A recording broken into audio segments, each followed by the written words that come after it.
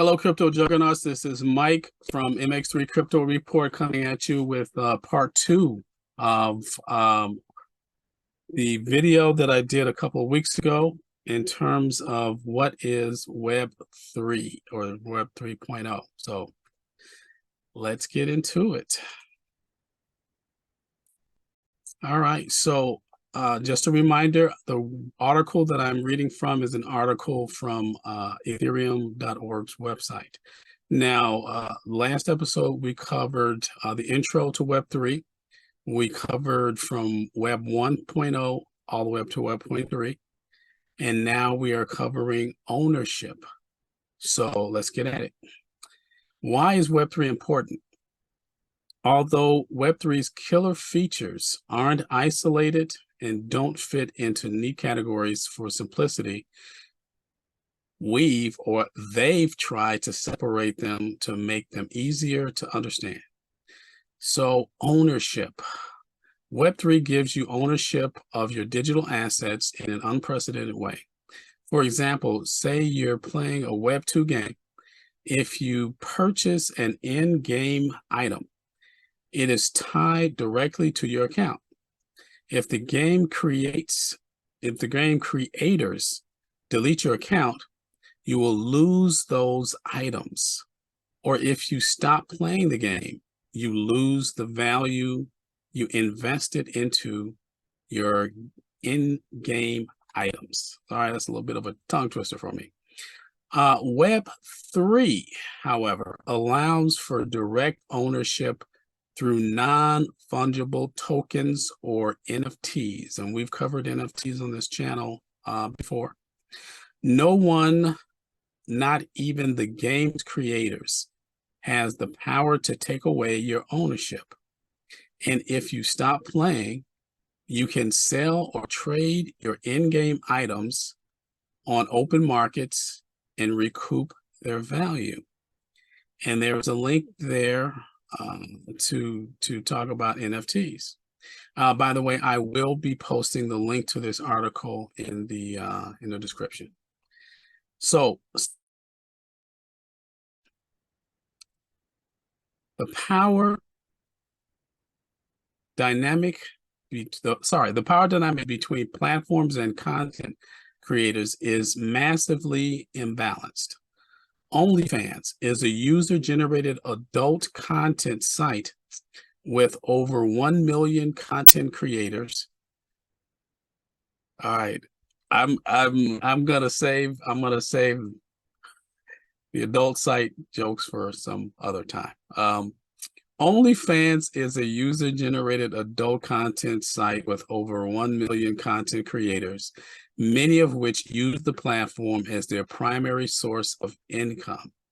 In August 2021, OnlyFans announced plans to ban sexually explicit content. The announcement sparked outrage amongst creators on the platform who felt they were getting robbed of an income on a platform they helped create. After the backlash, the decision got quickly reversed despite the creators winning this battle. It highlights a problem for Web 2.0 creators. You lose the reputation and following you occur. Okay, that's kind of poor grammar in my book, but that's what it says. You lose your reputation and following you accrued if you leave a platform. On Web3, your data lives on the blockchain. When you decide to leave a platform, you can take your reputation with you, plugging it into another interface that more clearly aligns with your values. Web 2.0 requires content creators to trust platforms not to change the rules, but censorship resistance is a native feature of a Web 3 platform. Amen to that. Decentralized Anonymous Organizations, or DAOs. As well as owning your data in Web3, you can own the platform as a collective using tokens that act like shares in a company.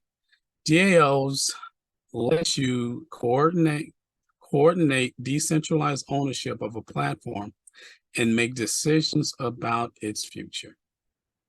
DAOs are defined technically as agreed upon smart contracts that automate decentralized decision-making over a pool of resources or tokens. Users with tokens vote on how resources get spent, and the code automatically performs the voting outcome.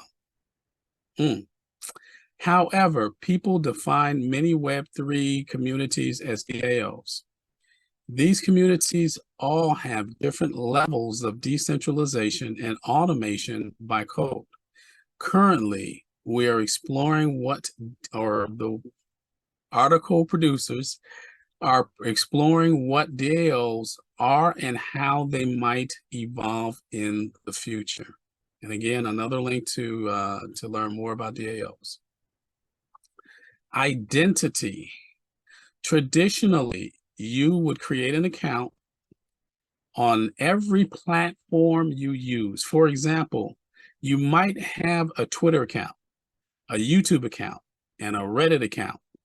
Want to change your display name or profile picture, you have to do it across every account. You can use social sign-ins in some cases, but this presents a familiar problem: censorship. In a single click, these platforms can lock you out of your entire online life. And I know quite a few instances where that's happened to others that I know and people who are famous influencers. And no one on Web2 is immune to that. So yeah, you want to change your display name, profile picture, you have to do it across every account. You can use social login, social sign-ins in some cases, but this presents a familiar problem. Ooh, my lips don't want to work today. Censorship. In a single click, these platforms can lock you out of your entire online life. Even worse, many platforms require you to trust them with personally identifiable information to create an account.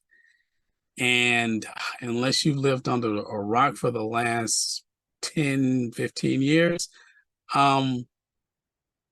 your personally identifiable information can be hacked by threat actors, large and small. I'll leave the rest for another episode.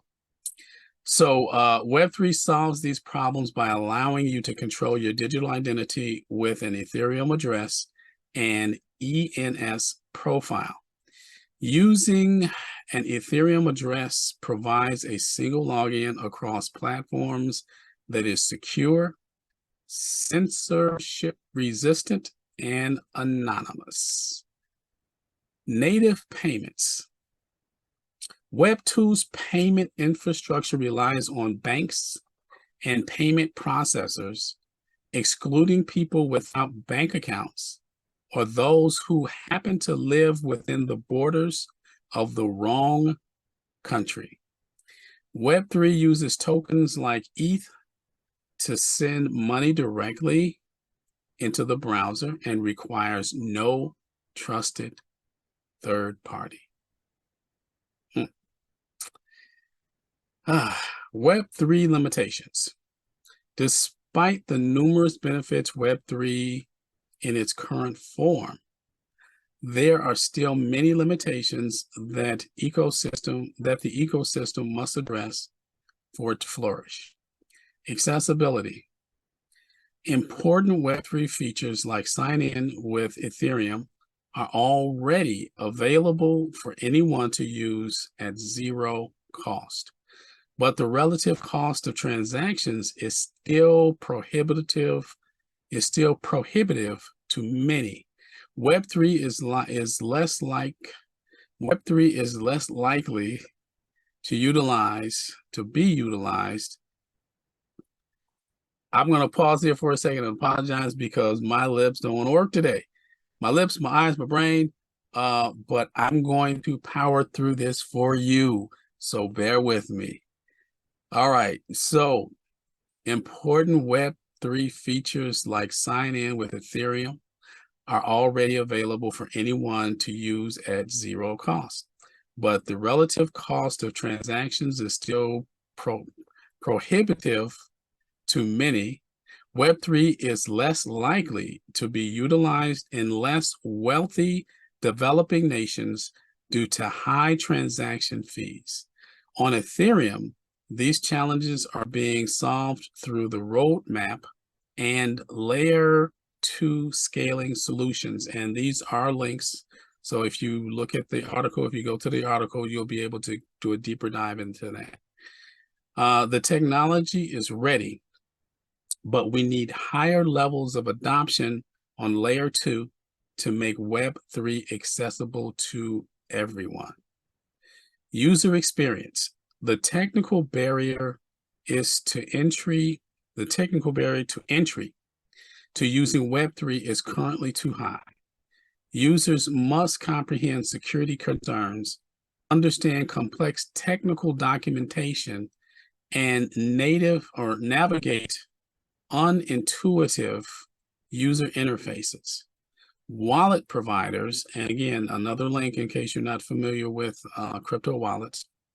Wallet providers in particular are working to solve this, but more progress is needed before Web3 gets adopted in mass. Education. Web3 introduces a new paradigm that require learning different mental models that learning different mental models than ones used in Web 2. I got to tell you, if I'm writing this article, I'm using a lot simpler terminology so that the tongue won't be twisted nearly as much. However, Web 2, a similar education drive happened as Web 1.0 was gaining popularity in the late 1990s. Proponents of the World Wide Web used a slew of educational techniques to educate the public, from simple metaphors, the information highway, browsers surfing the web, to television broadcasts, and again, a link for you to do a deeper dive. Television broadcasts. Web3 isn't difficult, but it is different. Educational initiatives informing Web 2 users of these Web 3 paradigms are vital for its success. Ethereum.org contributes to Web 3 education through our translation program, aiming to translate important Ethereum content to as many languages as possible. Centralized infrastructure. The Web3 ecosystem is young and quickly evolving. As a result, it currently depends mainly on centralized infrastructure such as GitHub, Twitter, Discord, etc. Many Web3 companies are rushing to fill these gaps, but building high-quality, reliable infrastructure takes time. A decentralized future. Web3 is a young and evolving ecosystem.